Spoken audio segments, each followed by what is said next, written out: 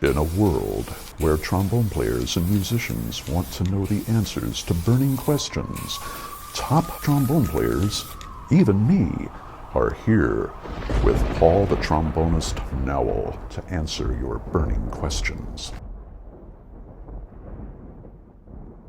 All right, yeah, talk a little bit about your mutes you got there. Yeah, it's interesting.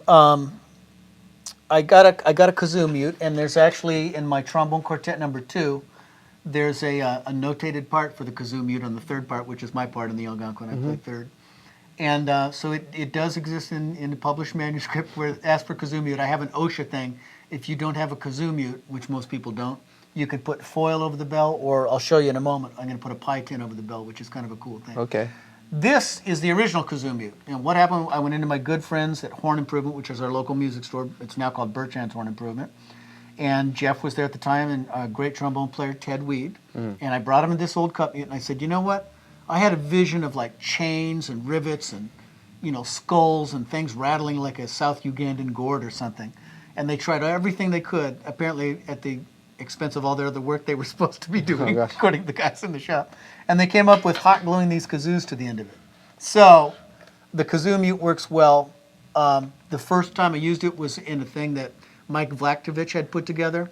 It was at the Cafe Metropole. It was called Extreme Trombone. And it was me, Vlat, Bruce Fowler, and Phil Teal. Nice. And we were all going to do 15 or 20 minutes of solo and then play some stuff together. Okay. So this was why I had this mute mate, because Vlakovich has what he calls the elephant mute, which is a bucket mute which has about 15 feet of that 4-inch dryer hose that goes from the dryer. So he throws that out into the audience. You know, it doesn't really affect the sound, but it looks cool. Yeah. So I was trying to up Vlad on the mute. All right. It was kind of a friendly competition. So, and this is the first piece I played. It's I forget. It's one of the Bach cello suites, up a fourth. Okay. On the.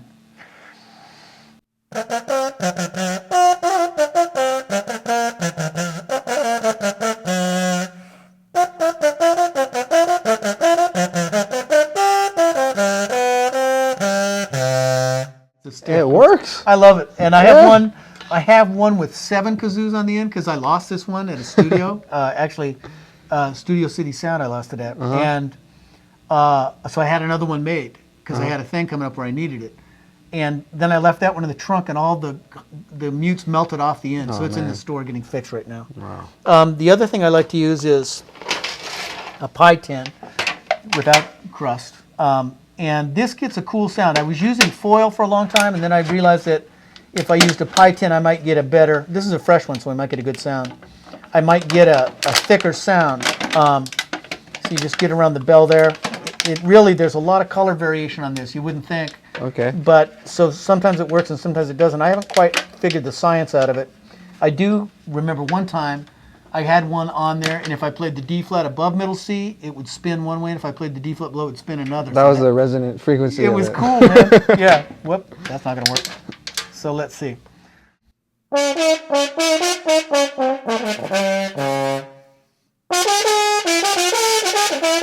use this one. It sounds. It's like if you're a trombonist. You know, trombonists never get the women. Usually, it's the guitar player, right? Yeah. So this is the closest we come to an electric guitar sound. That's intense. There's one that I wrote called. What is the name of it? It's It's called Gravy Crisis. Okay. I'll play a little bit of that. This is what I oftentimes use it for in the trio.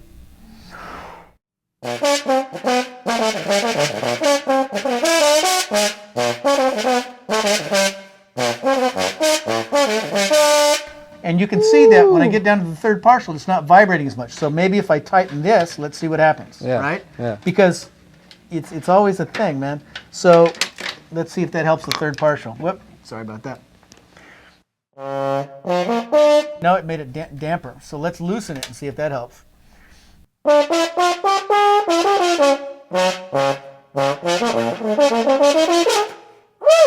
Wow. Maybe It's got such impact to it. That's what. A lot of times with the pie tin, I like to put on the wood nymph mask. I think it adds a little something. Okay.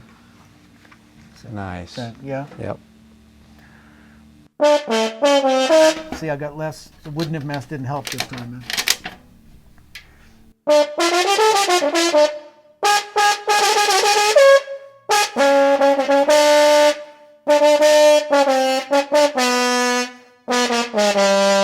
Yeah. I love sometimes- that, man. That sound is cool. So let's try just one more thing, if you'll indulge me. Yeah. Okay, here, man. You should put on the yellow mask, Paul. Oh, sure, of course. Yeah. Since that goes for your yellow banana. Okay, thing, right? cool. Here, and then you use the kazoo mute. All You right. can do it with your microphone. Yeah, of course. Cool. Figure out a way. Perfect fit, man. Yeah. So yeah, I'll establish a groove, man. Okay.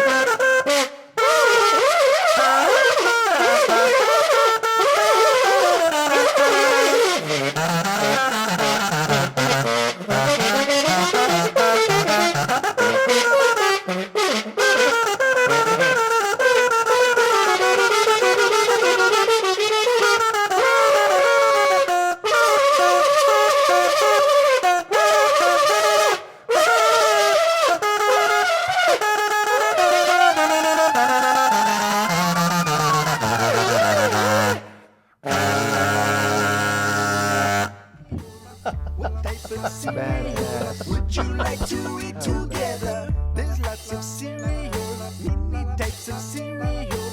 What type of cereal is your favorite one to eat? We got Frosted Flakes in Captain Crunch, Lucky Charms, Cinnamon Toast Crunch, Honey Nut Cheerios and Fruit Loops, Captain Crunch with Crunch Berries, Apple Jacks, Rice Krispies, Cocoa Puffs, Frosted Mini Wheats with a honeycomb, Corn Pops, Golden Grams, Captain Crunch with peanut butter, Fruity Pebbles and a Raisin Bran, Honey Bunches of Oats in a Trix Land, Cheerios, Cookie Crisp, Reese's Puffs.